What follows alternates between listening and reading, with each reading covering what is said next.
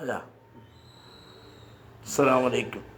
ബിസ്മില്ലാഹി വൽഹംദുലില്ലാഹി വസ്സലാത്തു വസ്സലാമു അലാ റസൂലില്ലാഹി വഅലാ ആലിഹി വഅസ്ഹാബിഹിൽ ഫായിസീന ബിറിദല്ലാഹ്. അമ്മാ ബഅദ്. അപ്പോൾ രോഗം കാണാൻ പോയാൽ ചെയ്യേണ്ട ചില കാര്യങ്ങളാണ് നാം ഇന്നലെ പറഞ്ഞത്, കഴിഞ്ഞ ക്ലാസ്സിൽ ഉണർത്തിയത്. അതിനോടനുബന്ധിച്ച് മറ്റൊരു കാര്യവും കൂടി ഉണർത്തുവാനുള്ളത്, രോഗിയെ നല്ലതിലേക്ക് പ്രേരിപ്പിക്കുക, തൗബ കൊണ്ട് വസിയത്ത് ചെയ്യുക, നല്ലതിലേക്ക് പ്രേരിപ്പിക്കുക, മനസ്സമാധാനം ഉണ്ടാക്കി കൊടുക്കുക. ഇതൊക്കെ ചെയ്യണം. രോഗിയും കാണുന്നവരും തമ്മിലുള്ള ബന്ധത്തിനനുസരിച്ച് കാണാൻ പോകണം. അതിന് എപ്പോഴും കാണാൻ പോകുന്ന അവസ്ഥ ഉണ്ടാവരുത്.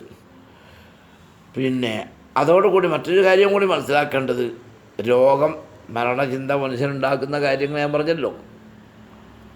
രോഗം, നര, ഇതുപോലത്തെ കാര്യങ്ങൾ.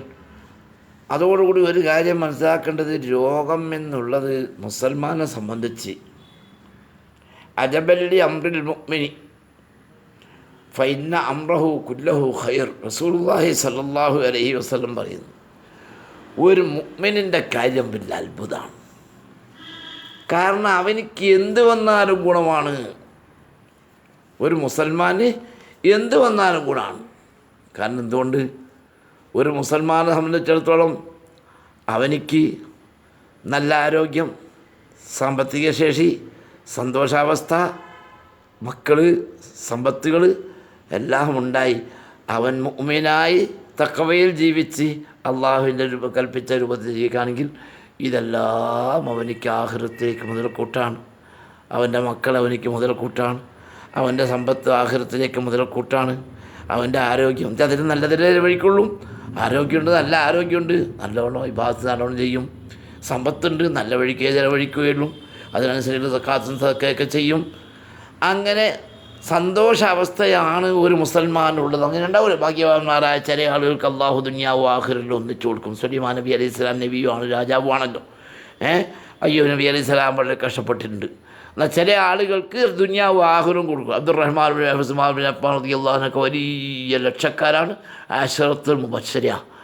അതേസമയത്ത് അമ്മാർ, ബിലാൽ, സുഹൈബ് റളിയല്ലാഹു അൻഹു നാൽപ്പറ്റ് ദാരിദ്ര്യം വിഷമമുള്ളവരുണ്ട്.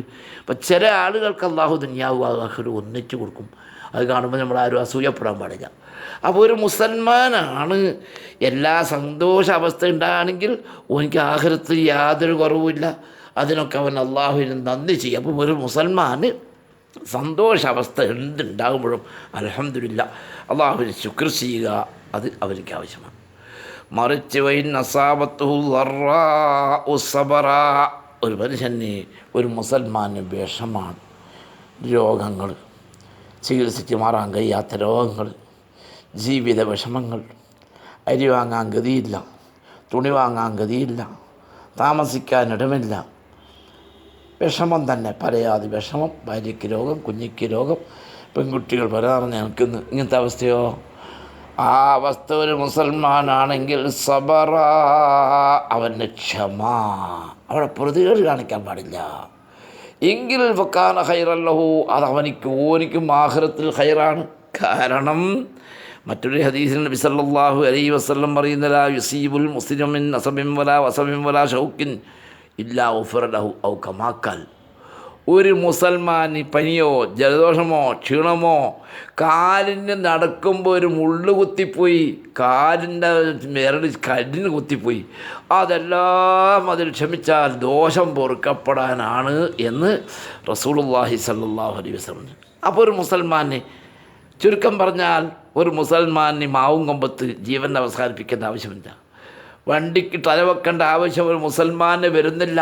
ഭാര്യ ക്യാൻസർ കൊണ്ട് മരിച്ച് ദുഃഖം സഹിക്കവയ്യാതെ ഭർത്താവ് വണ്ടിക്ക് തല വെച്ചു, ആത്മഹത്യ ചെയ്തു.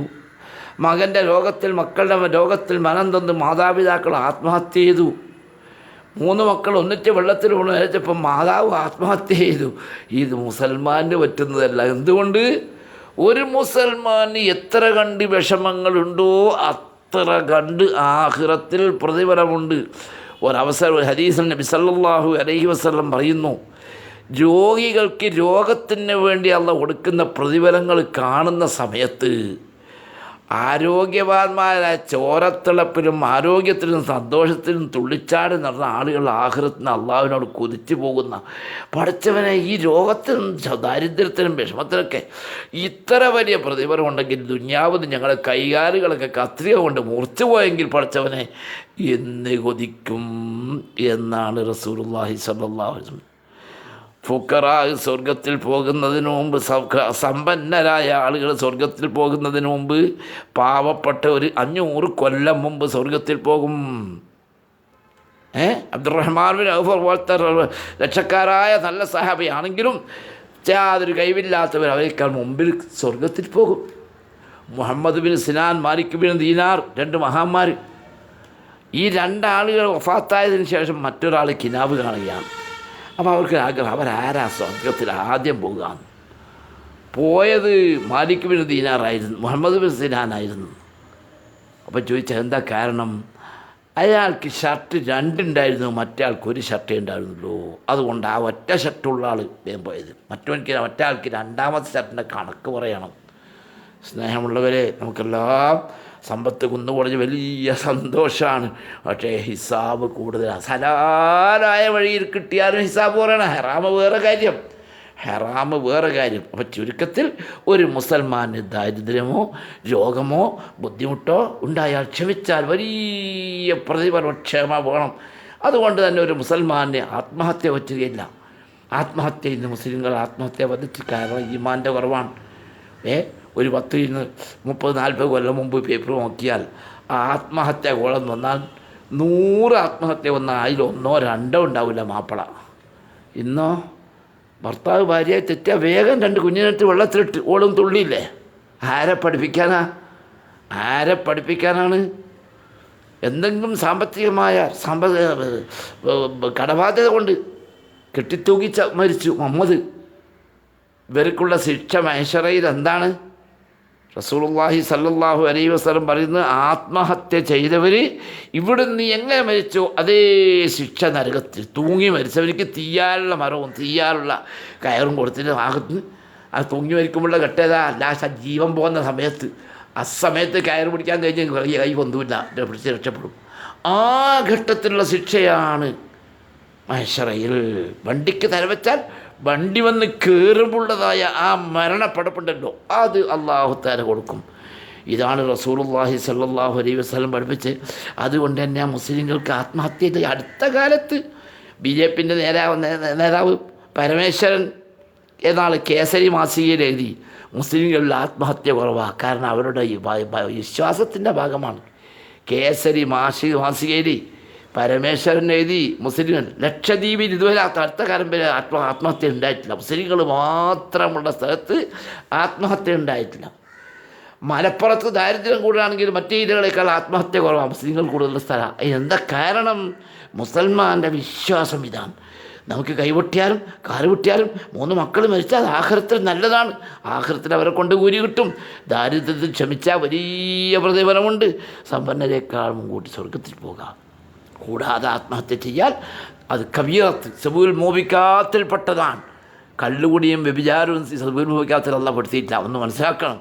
ആത്മഹത്യ സബൂൽ മോബിക്കാത്ത അതൊക്കെ ഭർത്താവിനെ പഠിപ്പിക്കാൻ വേണ്ടി 2 കുട്ടീൻ്റെ അടുത്ത് വെള്ളത്തിൽ ഇട്ടിട്ടേ ഉമ്മയും കൂടി തുള്ളുന്ന അവസ്ഥ മുസ്ലിങ്ങളിലും കൂടി വർദ്ധിച്ചു വരികയാണ്. അല്ലാഹു തആല കാത്ത് രക്ഷിക്കുമാറാവട്ടെ എന്ന വിഷയം ക്ലാസ്സിലേക്ക് തിരിച്ചു വരികയാണ്. അപ്പോൾ ചുരുക്കത്തിൽ രോഗം വന്നാൽ ക്ഷമിക്കണം. ആ രോഗത്തിനൊക്കെ ആഖിറത്തിൽ വലിയ പ്രതിഫലമുണ്ട്. ഒരവസരത്തിലും കൂടി ഒരു ചരിത്രം കൂടി ഞാൻ പറഞ്ഞുകൊണ്ടാണ്. ചെറിയ സംഭവം. മൂസാ നബി അലൈഹിസ്സലാമിനോട് ഒരാൾ പറഞ്ഞു, മൂസാ നബി എനിക്ക് വേണ്ടി ദുആ ചെയ്യണം. എന്തിനാണ് ദുആ ചെയ്യണ്ടേ? അത് എൻ്റെ മുറാദ് അല്ലാഹ്ക്കറിയും, നിങ്ങൾ ദുആ മതി.